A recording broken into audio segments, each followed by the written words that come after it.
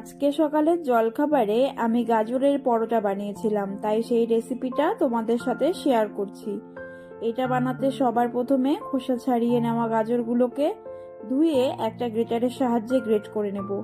এবার একটা বাটির মধ্যে গ্রেট করা গাজর, পেঁয়াজ কুচি, লঙ্কা কুচি, 1 বাটি পরিমাণে আটা, পরিমাণ মতো লবণ ও সাদা তেল দিয়ে সবজির সাথে খুব ভালো করে মিশিয়ে অল্প অল্প করে জল দিয়ে মেখে নেব।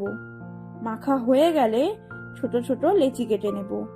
এবার লেচির বলের মধ্যে সামান্য পরিমাণে আটা ছড়িয়ে হালকা হাতে বেলে নেব।